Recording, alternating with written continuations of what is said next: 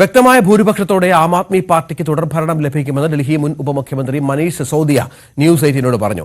ജനക്ഷേമ പ്രവർത്തനങ്ങൾക്ക് ജനം മനസ്സറിഞ്ഞ് വോട്ട് ചെയ്യുമെന്നും സിസോദിയ പ്രതികരിച്ചു. ജഗ്പുര മണ്ഡലത്തിൽ നിന്നാണ് ഇത്തവണ സിസോദിയയുടെ പോരാട്ടം. 2013 കന്നി അംഗത്തിൽ ജയം 11,000 വോട്ടിന്. 2015 ഭൂരിപക്ഷം 28,000 കടന്നു.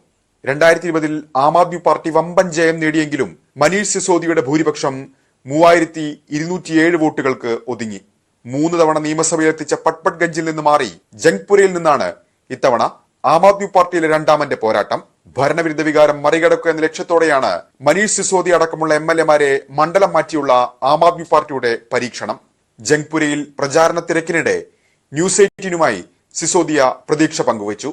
വ്യക്തമായ ഭൂരിപക്ഷത്തോടെ ആം ആദ്മി പാർട്ടി തുടർഭരണം നേടും. കേജ്രിവാൾ നടപ്പാക്കിയ ജനക്ഷേമ പ്രവർത്തനങ്ങൾ വോട്ടാകും. इतवणा मत्सरिकंद जंगपुरीलाना അദ്ദേഹത്തോട് തന്നെ പ്രതീക്ഷകൾ ചോദിക്കാം. नहीं, इस बार भी बहुत कंफर्टेबल गवर्नमेंट बनेगी और लोग केजरीवाल जी के काम को और उनके दिल में दिल्ली की जनता के लिए जो प्यार मोहब्बत है उसको सम्मान करते हुए और उन्होंने जो काम किए पिछले 10 साल में लोगों के जीवन जीने में जो आसानियां लाई हैं, उनकी तरक्की के लिए जो स्कूल अस्पताल का काम किया है उसके लिए निश्चित रूप से आम आदमी पार्टी को वोट दे रहे हैं. आज अगर विकास की कोई राजनीति की बात करता है तो सारी पार्टियां विकास पे काम करने वाली पार्टियां उसके साथ खड़ी होती हैं. ജനങ്ങൾ നിറഞ്ഞ മനസ്സോടെയാകും ആം ആദ്മി പാർട്ടിക്ക് വോട്ട് നൽകുകയെന്നും സിസോദിയ. जनता जब देती है तो छप्पर फाड़ के देती है.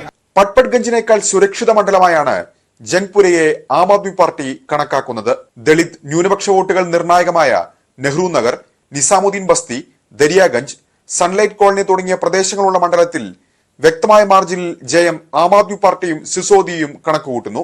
16,063 വോട്ടുകൾക്കാണ് ആം ആദ്മി പാർട്ടിയിലെ പ്രവീൺ കുമാർ കഴിഞ്ഞ തെരഞ്ഞെടുപ്പിൽ മണ്ഡലത്തിൽ നിന്ന് വിജയിച്ചത്. വലിയ വിജയപ്രതീക്ഷയാണ് അദ്ദേഹം ഇത്തവണ പങ്കുവയ്ക്കുന്നത്. Cameraman KP ധനേഷിനൊപ്പം TR Ragesh, news 18.